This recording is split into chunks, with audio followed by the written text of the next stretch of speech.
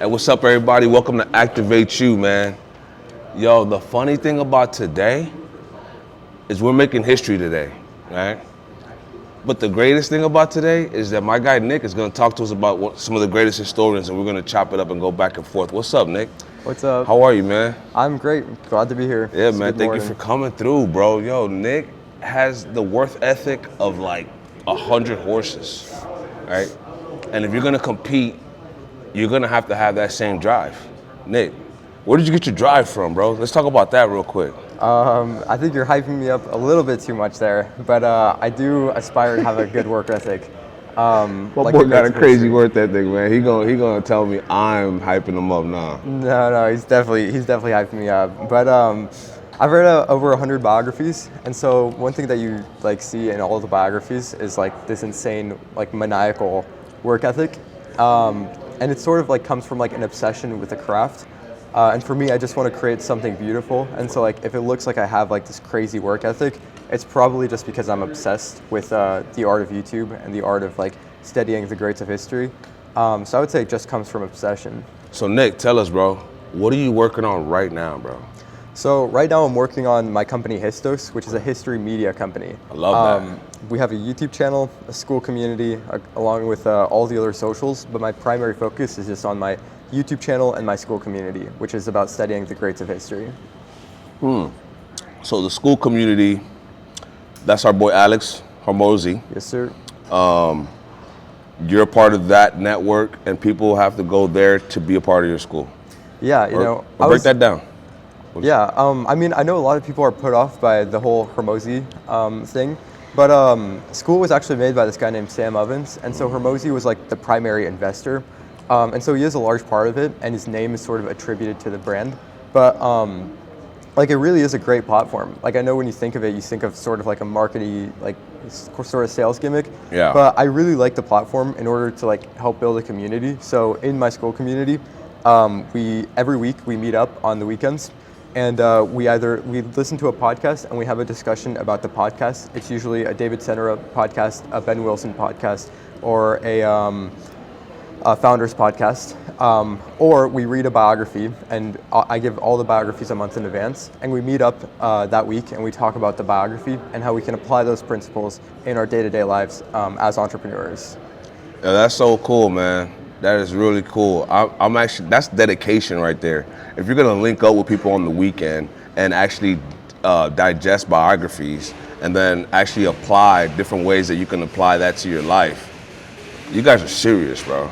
Yeah, I mean, it's the most beneficial thing I think any 20-year-old, any young person can do, because when you see the greats, when you read about biographies and when you study their lives, it's not only inspirational, but it also gives you a pathway forward. So when you read a biography, you get to see all the decision trees actually play out throughout an entire lifetime. And what this does is it allows you to do two things.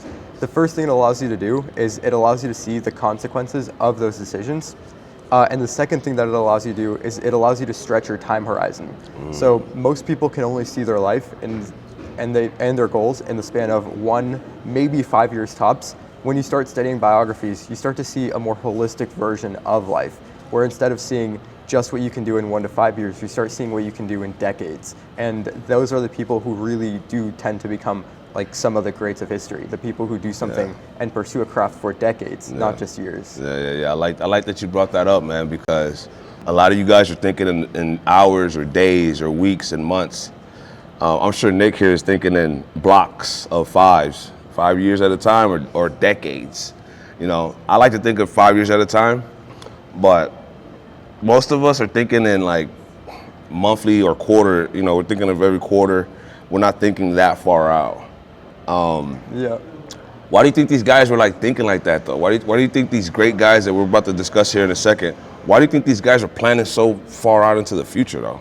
Well, I've read over 100 biographies. I keep saying that because it's like, I want to try to brand it to myself where like I'm the biography guy.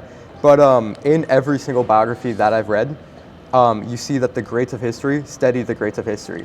So you can see like certain lineages of like people who are similar. So like my favorite one is that Steve Jobs, he studied Edwin Land. Edwin Land was the founder of Polaroid, and Edwin Land studied Leonardo da Vinci. And Steve Jobs also studied these people, like the lineage of that as well. Or you can think of the conquerors like Napoleon. Napoleon, of course, studied Julius Caesar. Julius Caesar studied Hannibal. Hannibal studied Alexander. And so I think the reason they think the way they do is because you can see the direct ethos of these people translating throughout time. Yeah. And so it's like an ethos that lives on for eternity. And I think that's like the best thing that you can do as a person to really grow yourself is embody the ethos of history and the people that came before you. Yeah, because you only got one life to live. What are you going to do with that life? Exactly. You know? So let me ask you, Nick, who's one of your top three right now? Like, as far as biographies, what are the top three biographies that come to your mind when you think about great biographies? Yeah, so I would say my top one right now, since I'm making a history media company, is Walt Disney.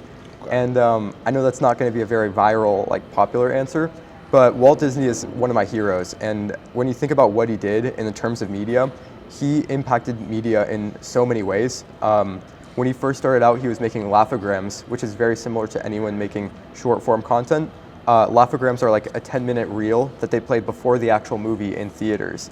And Walt Disney was like the best at making laugh-o-grams. He timed like every little thing to perfection.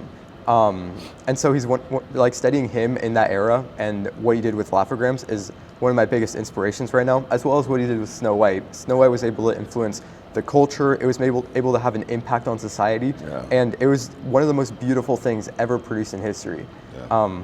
I was telling you right before we were filming this that during the first showing of Snow White, the crowd in the middle of the theater, like they just burst into spontaneous like shouting and clapping and just like hollering because they were so amazed at what was in front of them. And so that's what I want to do with the history, where I want to make people in the middle of the podcast just be like, this is so amazing. I want them jumping up and down in their living room, whatever it is. I want them to have that same feeling that Walt Disney was able to give people with Snow White. I love that.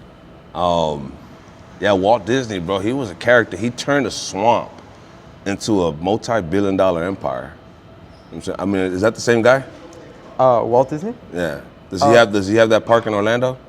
Yeah, he built Disneyland. Actually, he died before his original plan for Disney World was to build an actual utopia, like an actual city where people lived and people worked. And he ended up dying before like he could turn that vision into reality. And so after he died, there was no one at the top to maintain that vision. And so it fell into the hands of like another sort of like corporate scheme where it turned into another theme park like Disneyland. But originally, Walt's original vision for Disney World was a utopia, like a new world. And I think that's something that a lot of the greats like dream of doing. Alexander, of course, with Alexandria. Caesar wanted to build his own city as well. You see people in modern greats like Elon Musk is building Starbase, which is his own city, an actual city in the US right now. That's crazy. And so, yeah, it's very sad that Walt died before he was able to, really flesh out Disney World and really give a shot at it. But he is the guy that took the swamp in Florida and created this whole epic, ridiculous type of delusional. I'm sure everybody was laughing at him. I'm sure everybody was telling him it's never gonna work. The mosquitoes that were going on over there were ridiculous as well. The conditions were very, very harsh. So you gotta have this, you gotta be delusional, bro. Like, yeah, damn near delusional and believe in yourself because Disney, and also this other guy that, the guy that created South Beach, he took a piece of land that nobody was like, whatever, they're like, whatever with that land, and he turned it into South Beach. So, and people told him it wasn't gonna work, So let me ask you this, bro, like, so when Disney died, they took it over. Fast forward to 2026. I'm hearing there's problems over there, but why do you think that is? Is it because they deviated from the original vision, or is it because times do change and you have to keep up with the times? What's your thought? What's your take on that, bro? Yeah, so I have a strong belief that the people who make history are like the singular founders, like the heart and soul of the company. And so there's a phrase that goes that the founder, or the company is an extension of the founder. Facts. And so when you look at Disney back in the 1920s and 1930s, Disney Studios, it really was an extension of Walt. You can think of Apple in the 1980s. It was an extension of Steve. Every company, every great company in history, Polaroid was an extension of Edwin Land. And so if you're a founder or a CEO, you sort of have to think of yourself as the heart and soul of the company. And so when that like heart and soul leaves, there's a sort of ethos that dies at the company, a sort of standard. And it becomes more bureaucratized. Like you sort of lose your identity. And it's very difficult to regain that identity. It's not impossible, but it is very difficult to regain that idea because usually most of these founders, they started it completely from scratch. And so every system, every little piece of it is built around the founder. So that's interesting that you said that. That's interesting that you said that because a lot of these guys, like, all right, I've read George Eastman, who was the Kodak guy. Yep. I've read Donald Trump, a few of his, he has multiples. Like he has autobiographies and then biographies that other people wrote about him. Yes, those are very good. His autobiography, very interesting. Bro, I'm telling you. I mean, and then you think about it because I read, so there's a guy here in town, I read his autobiography, but this was from 20 years ago. So he needs a part 2 to it. Because in those 20 years, people change. Yeah. You know, people don't stay the same, ladies and gentlemen, and nothing lasts forever. So there's a constant, well, change is the only thing that lasts forever. There's constant change. Let me ask you, bro, who's your number 2? Number 2, you know, I say like I have a top 5 list, but I would say it's more so like I put on like different masks. So like I have different people on my shoulder at different times. Absolutely. So like I was saying before, like Walt Disney is my number 1 right now because I'm building the media company. Yeah. But I would say number 2 right now, it would probably be Steve Jobs, just because he was so, he built this world around him and he wouldn't let anyone inside of that world. And so he would build a future in his head and he would push people so hard to get to that future, and he would just sit in that pain and that conflict with the world, and he would just sit there and enjoy it while he built the future. Another thing I greatly admire about him is how dedicated he was to absolute perfection. You know, in the Apple movie, I recently watched it. There's like 20 versions of a shark on a screen, 38 versions of a shark on a screen. And he has to get the exact one for a presentation.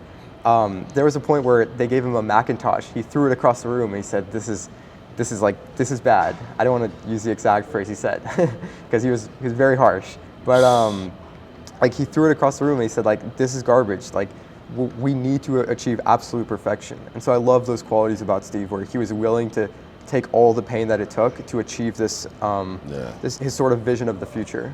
Yeah, Steve's incredible, bro. He started something, they kicked him out of it, then they brought him back. Yeah.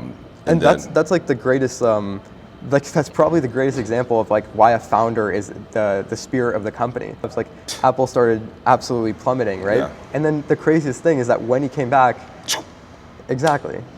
It's bro, you can't make it up. You can't make it up, but you can't diminish the power of someone's soul and how they move around in this world. Yeah. And that's what Steve had. That's what a lot of these great people had. Listen, so one, congratulations on the 50,000 subscribers and your 1 million views. Also, I encourage all of you guys to sponsor with him because he has an audience that's growing constantly. So also, how can the people get in contact with you, bro?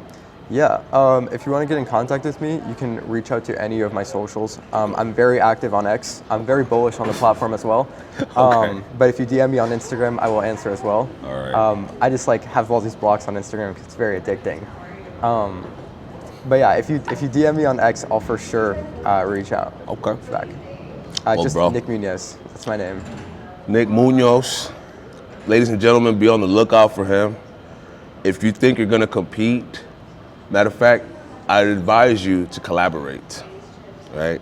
Because guys like him, guys like me, we're actually out here trying to make a difference and be impactful. So that's the difference right there. You know what I'm saying? This guy wakes up every morning to kill and devour everything, just like I do. We encourage everybody out there, wake up, get out there, conquer it, man. Get out there and get to it. Nic, I want to thank you for being out here today, bro. You got any last words for these people out here, man? You know, I really should have thought of it. Since we talked about Walt Disney, all of Disneyland, all of everything that he built was started with a mouse. So I think he'd be happy if I said that. Yeah. All right, guys. There you have it. Nic Munoz. Keep your eyes on him. Tune in. We're out of here, though.